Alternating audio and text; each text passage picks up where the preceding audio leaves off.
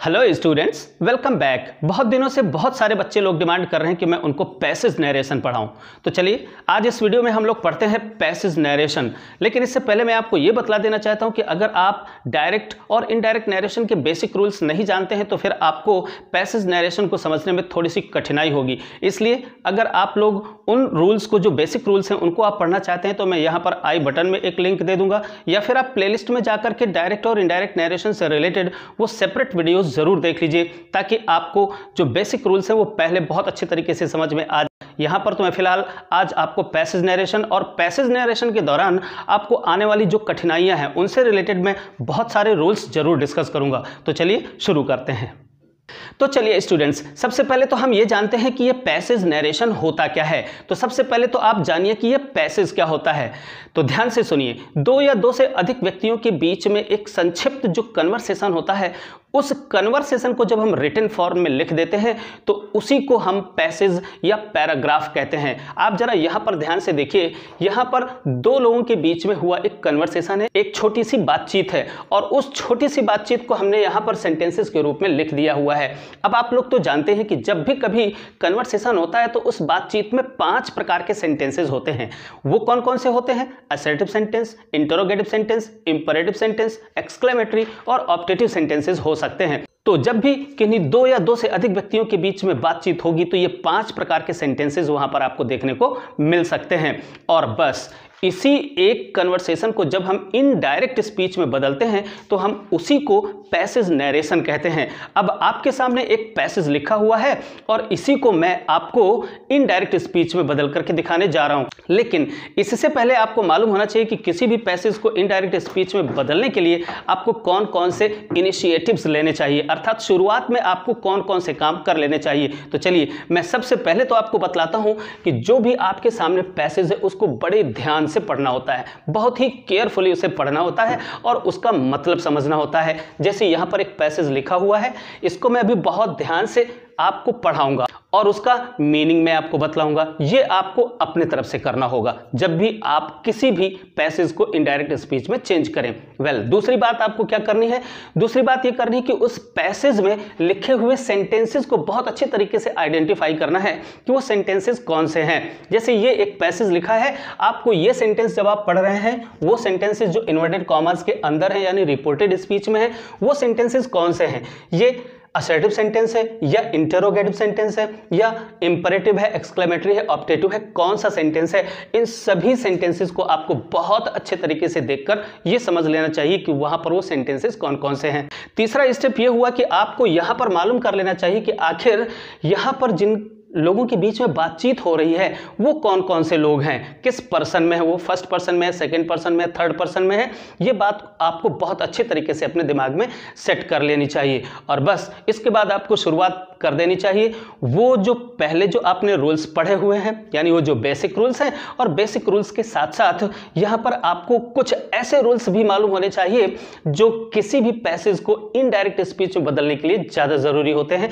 जब आप नॉर्मल से सेंटेंसेस को आप इनडायरेक्ट में चेंज करते हैं तो वो चीजें नहीं आती हैं, बट जब आप किसी पैसेज को या किसी डायलॉग को आप इनडायरेक्ट स्पीच में चेंज करते हैं तब फिर छोटी छोटी बहुत सारी बातें ऐसी हैं जो आपको मालूम होनी चाहिए। तो अब मैं सबसे पहले आपको यहां स्क्रीन में उन छोटी छोटी बातों को बतलाने जा रहा हूं जो आपके सामने आ सकती हैं और उनको आपको चेंज करना पड़ सकता है। देखिए, अगर यस में आंसर है तो आप लिख सकते हैं रिप्लाइड इन द अफर्मेटिव, और अगर नेगेटिव में आंसर है तो आप आंसर में लिख सकते हैं रिप्लाइड इन द नेगेटिव, या फिर आप उस यस या नो के पूरी मीनिंग को आप एक्सपेंड करके भी एक सेंटेंस के रूप में लिख सकते हैं। मैं आपको करके बतलाऊंगा। दूसरी चीज आपको आपके सामने आ सकती है थैंक यू।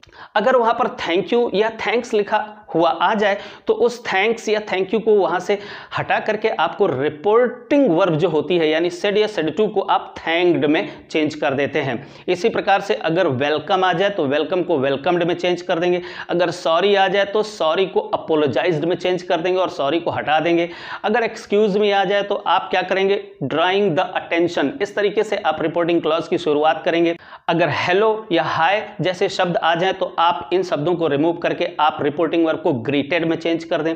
अगर डैम, अगर इस प्रकार का कोई शब्द आ जाए तो भी आपको रिपोर्टिंग वर्ब चेंज कर देनी होती है श्योर में। इसी प्रकार से कभी कभी सर या मैडम जैसे शब्द आ सकते हैं, और आप तो जानते ही हैं कि अगर सर मैडम लिखे हुए हैं या फिर ऐसा कोई सम्मान सूचक शब्द लिखा हुआ है तो उनको हम हटा करके और रिपोर्टिंग वर्ब के बाद रिस्पेक्टफुली या विद रिस्पेक्ट का प्रयोग कर सकते हैं, लेकिन आप एड्रेसिंग एज का भी प्रयोग कर सकते हैं। इसी प्रकार से कभी कभी कुछ कस्में आ जाती हैं, जैसे बाय गॉड आ जाएगा, बाय अल्लाह आ जाएगा, बाय माय लव आ जाएगा। ये क्या होती हैं? ये सारी की सारी कस्में होती हैं, और जब इनको इनडायरेक्ट स्पीच में आप चेंज करेंगे तो वहां पर आपको जो रिपोर्टिंग क्लॉज की शुरुआत है कुछ इस प्रकार से करनी होगी, swearing by God, swearing by Allah, swearing by my love. इस तरीके से आप उस रिपोर्टिंग क्लॉज की शुरुआत करेंगे। अब ध्यान से सुनिए, ये तो हो गई छोटी छोटी कुछ बातें, लेकिन इसके आगे अभी बहुत सारे रूल्स हैं जिनको मैं यहाँ पर डिस्कस करूंगा तो बहुत लंबा समय हो जाएगा, लेकिन उन सारे के सारे रूल्स को मैं यहाँ पर जब इस स्पीच को मैं इनडायरेक्ट स्पीच में चेंज करूंगा तो वो छोटे छोटे सारे के सारे रूल्स आपको मैं बतलाता चलूंगा और डिस्कस करता चलूंगा। तो चलिए अब शुरुआत करते हैं हम सीधे यहाँ इस पैसेज को। सबसे पहले आपको यहाँ पर इस पैसेज को बहुत केयरफुली पढ़ना है और समझना है। तो चलिए पढ़ते हैं जरा। देखिए यहाँ पर क्या हो रहा है, I saw your father and he was looking very ill, inverted comma के अंदर है, ये रिपोर्टेड स्पीच है। और रिपोर्टेड स्पीच में आप जानते हैं 3 प्रकार के परिवर्तन होते हैं, पी एंड टी। पी का मतलब प्रोनाउंस, अगर यहाँ कहीं भी रिपोर्टेड स्पीच में यानी इन्वर्टेड कॉमास के अंदर आपको कहीं भी प्रोनाउंस अगर आपको दिखाई पड़े वो चेंज करने पड़ेंगे। नियरनेस शो करने वाले जो वर्ड्स हैं उनको चेंज करना पड़ेगा, और टेंस बतलाने वाली जो क्रिया है उसको चेंज करना पड़ेगा। तो ये 3 प्रकार के शब्दों को आप टिक कर सकते हैं या अपने दिमाग में रख सकते हैं कि इनको तो चेंज करना ही करना है। फिर इसके बाद आगे बढ़ते हैं और देखते हैं कि जब हमारे पास ये रिपोर्टिंग क्लॉज आती है तो रिपोर्टिंग क्लॉज में हमको रिपोर्टिंग वर्ब को चेंज करना होता है। अब वो रिपोर्टिंग वर्ब कैसे कैसे चेंज होगी, अब चूंकि अब आप एडवांस लेवल में आ रहे हैं, पैसेज नरेशन करने जा रहे हैं, तो अब मैं आपको सेड को किन किन चीज़ों में बदल सकते हैं ये सारी चीज़ें आपको बतलाऊंगा। कितनी वर्ब्स में आप चेंज कर सकते हैं, बहुत सारी वर्ब्स हैं, बहुत सारे सेंटेंसेस होते हैं, और बहुत सारे सेंटेंसेस में अलग अलग प्रकार की स्पिरिट हो सकती है। उस स्पिरिट को एक्सप्रेस करने के लिए सही एक सूटेबल रिपोर्टिंग वर्ब का चयन बहुत ज़्यादा ज़रूरी है, उसका सिलेक्शन आपको करना आना चाहिए। अच्छा, अब आगे देखते हैं यहाँ पर आखिर बातचीत क्या हो रही है। आई सा योर फादर, मैंने आपके पिताजी को देखा, and he was looking very ill, और वो बहुत ज़्यादा बीमार दिख रहे थे। आई सेड, मैंने कहा। ओके, तो यहाँ पर पहला पर्सन कौन हो गया? आई, यानी फर्स्ट पर्सन है, वो किसी से कह रहा है। अभी आपको आगे पता चलेगा वो किससे क्या कह रहा है। देखिए, यस सीता रिप्लाइड, तो सीता ने यहां पर क्या किया? रिप्लाई किया है। तो दूसरा पर्सन कौन हो गया? सीता हो गया, यानी थर्ड पर्सन। तो आप देख रहे हैं कि यहां पर फर्स्ट पर्सन और थर्ड पर्सन के बीच में बातचीत हो रही है। फर्स्ट पर्सन और थर्ड पर्सन, किसी के नाम होते हैं वो हमेशा थर्ड पर्सन में आते हैं, राइट। अब ये आपको पता चल गया कि ये स्पीकर है, कभी जब ये बोलेगा तो ये स्पीकर हो जाएगा, थर्ड पर्सन ऑब्जेक्ट हो जाएगा, और जब थर्ड पर्सन बोलेगा तो ये स्पीकर हो जाएगा और ये ऑब्जेक्ट हो जाएगा।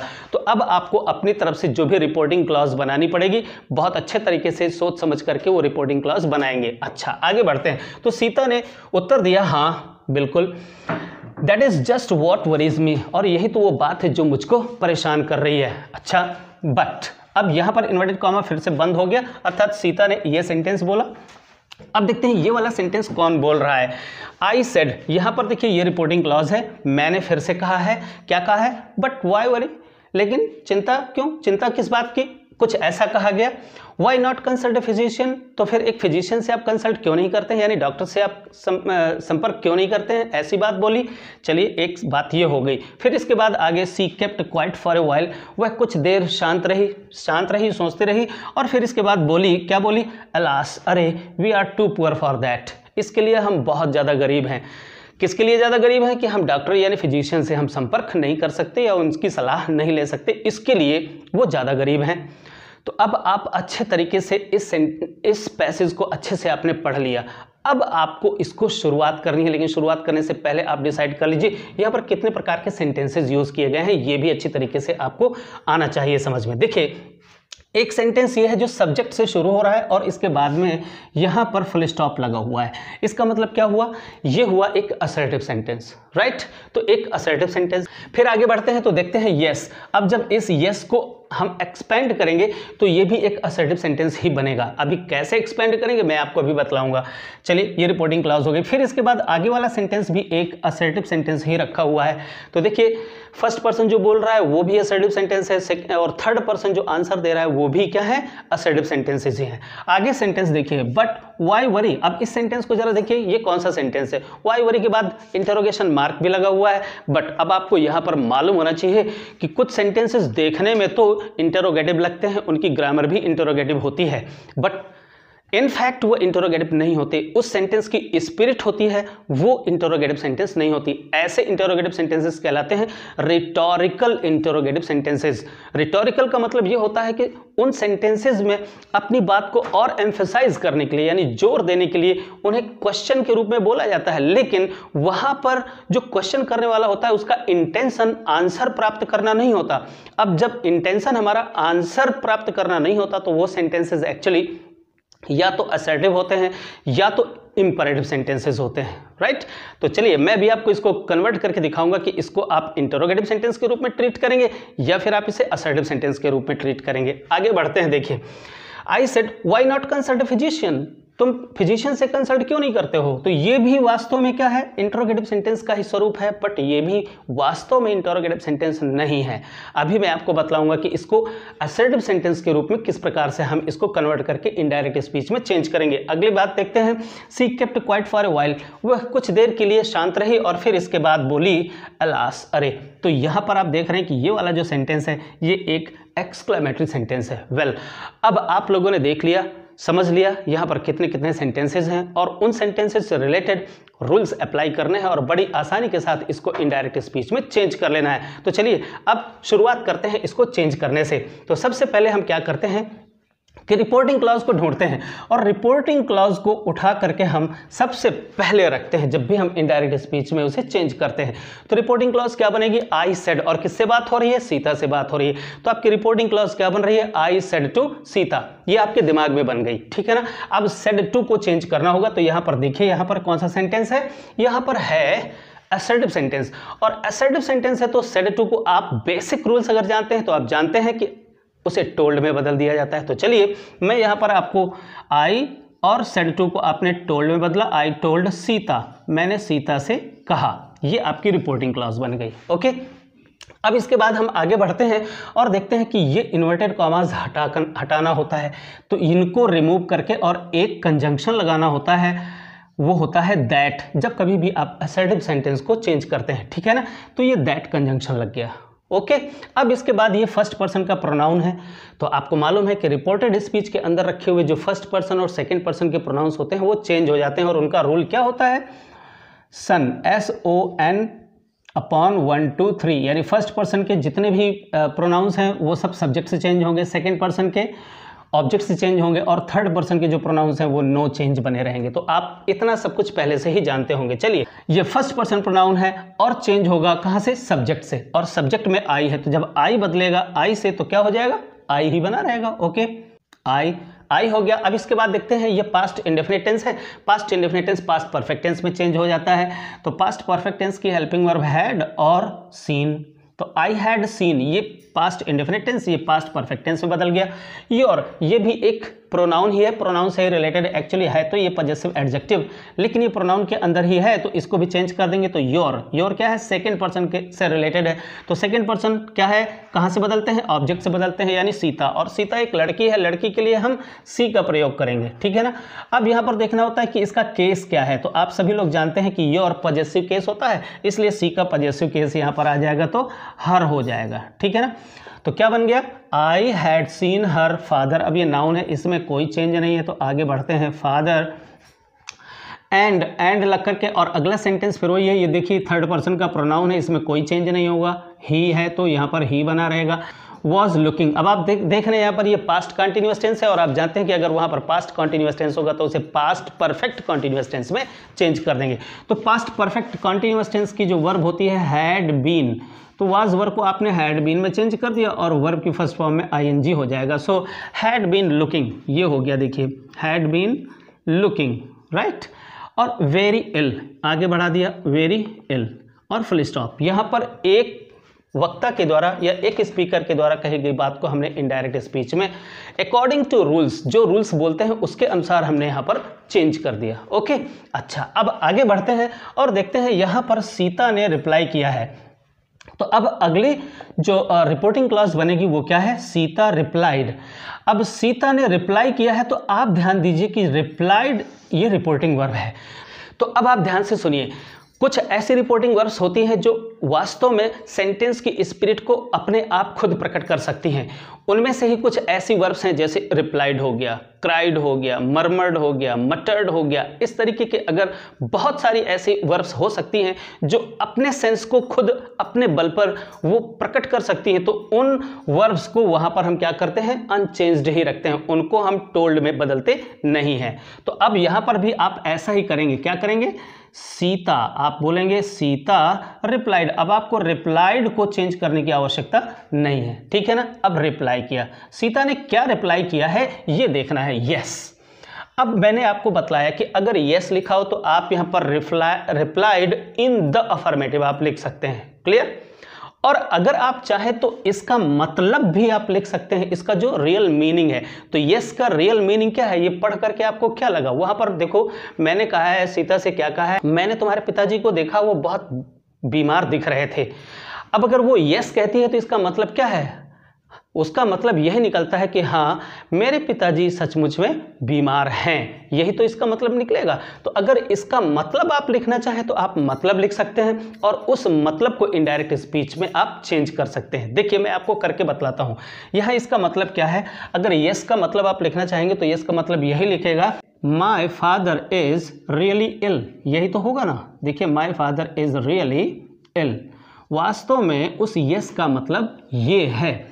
अब अगर आप चाहें तो उस यस को समाप्त करके और उस यस का जो रियल मीनिंग है उस रियल मीनिंग को कंप्लीट एक सेंटेंस के रूप में यहाँ पर कन्वर्ट करके और आप उसे इनडायरेक्ट स्पीच में चेंज कर सकते हैं। तो चलिए जरा देख लेते हैं, इसी को हम लिख देते हैं। वैसे अगर आप चाहें तो लिख सकते हैं Sita replied in the affirmative, आप ऐसे लिख सकते हैं, बहुत ही सिंपल सी बात है। लेकिन मैं आपको ये भी करके बतला देता हूं ताकि आप ये भी करना सीख लें। तो सीता रिप्लाइड, अब रिप्लाइड के बाद में आपको सेंटेंस लिखना है तो दैट कंजंक्शन लगाना पड़ेगा और इसके बाद माई फादर, तो माई बदल जाएगा कहाँ से, सीता से बदलेगा तो हर हो जाएगा, हर फादर। और यहाँ पर इज है वो वाज में चेंज हो जाएगा। आप जानते ही हैं कि रिपोर्टिंग वर्ब अगर पास्ट टेंस में होती है तो रिपोर्टेड स्पीच की जो वर्ब है वो भी पास्ट टेंस में हो जाती है। तो हर फादर वाज रियली, आप यहाँ पर क्या लिखेंगे, रियली इल। ओके, इस तरीके से आपने बना दिया। लेकिन अभी बात तो यहाँ पर एक सेंटेंस तो ये हो गया। अब अगला सेंटेंस अब आपको यही देखना है, इन्हीं बातों को, छोटी छोटी बातों को आपको बहुत अच्छे तरीके से समझना है। अब देखिए यहाँ पर दैट से लेकर के ये जो that is just what worries me, तो यही वो बात है जो मुझको परेशान कर रही है। तो ये भी एक असर्टिव सेंटेंस ही है।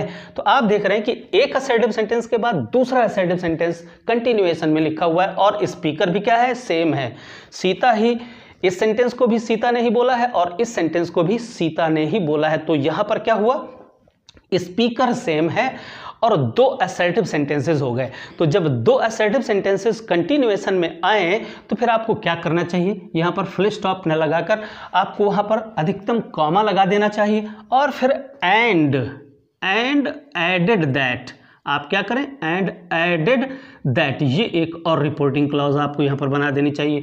तो अब आपको सीखने वाली जो बात आई वो ये कि अगर कोई एक असर्टिव सेंटेंस बोला गया फिर असर्टिव सेंटेंस बोला गया तो आपको अगला जो असर्टिव सेंटेंस है उसके लिए जो आप रिपोर्टिंग क्लॉज बनाएंगे वो कैसी बनेगी, एंड एडेड दैट। या फिर आप, मैं फिर से यहाँ स्क्रीन में आपको लिख करके बतला देता हूँ कि अगर ऐसी ऐसी सिचुएशंस हो तो आप क्या क्या वहाँ पर लिख सकते हैं। तो ये देखिए स्क्रीन में जरा देख लीजिए और नोट कर लीजिए। तो चलिए मैंने यहाँ पर अब एडेड दैट लगा दिया और इसके बाद इस सेंटेंस को यहाँ से बढ़ा दूंगा आगे। देखिए जरा दैट, फिर दैट लगाएंगे। अब कई बच्चे लोग यहाँ पर ये समझ सकते हैं कि दैट दो बार दैट, जी हाँ, दो बार दैट आ सकता है और अगर जरूरत पड़े तो दो बार से अधिक बार भी दैट का प्रयोग किया जा सकता है। तो आपको यहाँ पर कंफ्यूज नहीं होना चाहिए। चलिए अच्छा, दैट के बाद ये इज है, पास्ट टेंस में चेंज हो जाएगा, that was just what worried. अब वहां पर भी देखें ये वरीज है तो यहाँ पर वरीड हो जाएगा, पास्ट टेंस में चेंज हो जाएगा। प्रेजेंट इंडेफिनिट टेंस है, पास्ट इंडेफिनिट टेंस में। वरीड और मी देखिए यहाँ पर ये फर्स्ट पर्सन का प्रोनाउन है, चेंज होता है कहाँ से, सब्जेक्ट से चेंज होता है। सीता सब्जेक्ट है, सीता लड़की है, लड़की के लिए सी, और मी ऑब्जेक्टिव केस है तो सी का ऑब्जेक्टिव केस आ जाएगा यहाँ पर हर। ओके, और फुल स्टॉप, राइट। अब आगे देखते हैं, बहुत अच्छे तरीके से अपने दिमाग को बैलेंस में रख करके और चीजों को समझने का प्रयास अब आपको करना है। अब देखिए यहां पर but why worry, I said, अब मैंने कहा है, क्या कहा है, व्हाई वरी, चिंता की क्या आवश्यकता है। तो यहां पर चिंता की क्या आवश्यकता है, जब कभी भी आप ऐसी बात बोलते हैं तो क्या जरा सोचिए, क्या आप किसी सामने वाले से जिससे आप ये बात बोल रहे हैं, क्या उससे किसी प्रकार की आंसर की उम्मीद रखते हैं आप? जी नहीं, चिंता की क्या बात है। इसका मतलब है कि तुम्हें चिंता नहीं करनी चाहिए, यह है इनफैक्ट आप जो कहना चाहते हैं। तो इस सेंटेंस की स्पिरिट क्या है? इस सेंटेंस की स्पिरिट है कि आप सामने वालों को एडवाइस कर रहे हो कि वहां उसको चिंता करने की कोई आवश्यकता नहीं है या उसे चिंता नहीं करना चाहिए। तो ऐसे ही सेंटेंसेस जो होते हैं इनको हम रिटोरिकल क्वेश्चंस बोलते हैं। इंटरोगेटिव सेंटेंसेस 6 प्रकार के होते हैं माय डियर स्टूडेंट्स, लेकिन अगर आप नहीं जानते हैं तो थोड़ा सा वेट करिए, मैं आपको सेंटेंसेस जब पढ़ाऊंगा तो सेंटेंसेस के हर किस्म को बतलाऊंगा। तो ये एक रिटोरिकल इंटरोगेटिव सेंटेंस है जिसमें अपनी बात को और अधिक एम्फेसाइज करने के लिए क्वेश्चन का रूप दिया गया है, बट वो क्वेश्चन नहीं है, वो क्या है, वो है वास्तव में एक असर्टिव सेंटेंस ही, और इसको भी आपको एक्सपेंड करना पड़ेगा, यानी इसको आपको बढ़ा करके पूरा सेंटेंस लिखना पड़ेगा जो उसका मतलब है। अब क्या मतलब है मैं यहाँ पर आपको अलग से लिखकर या चलिए यहीं पर सीधे लिख करके ही आपको बतला देता हूँ कि उसका क्या मतलब है। चलिए, अच्छा, आई सेड, मैंने कहा, मैंने क्या कहा, व्हाई वरी, चिंता करने की क्या आवश्यकता है, तो मतलब तुम्हें चिंता नहीं करनी चाहिए। यह है कुल मिलाकर के सेंटेंस का जो मतलब है उसका। तो चलिए, मैंने एडवाइस, तुम्हें ऐसा नहीं करना चाहिए, तो ये क्या होता है, ये एक एडवाइस होती है। तो मैं यहां पर इस सेड को अब एडवाइज्ड में चेंज कर दूंगा। ध्यान दीजिए, आई एडवाइज्ड हर, मैंने उसे, अब यहां पर हर लगा दिया, ये आपको अपनी तरफ से रिपोर्टिंग क्लॉज बनानी पड़ती है। आई एडवाइज्ड हर दैट, अब दैट यहां पर आप कंजंक्शन लगाएंगे क्योंकि आगे वाला जो सेंटेंस आप बनाने जा रहे हैं वो इंटरोगेटिव नहीं बल्कि असर्टिव सेंटेंस बनाने जा रहे हैं, और उसका मतलब क्या है, यू शुड नॉट वरी, तुम्हें चिंता नहीं करनी चाहिए, ऐसा सेंटेंस। तो यू बदलेगा कहां से, यहां से ऑब्जेक्ट से बदलेगा तो सी हो जाएगा, यू सब्जेक्टिव केस, तो हर का सब्जेक्टिव केस सी।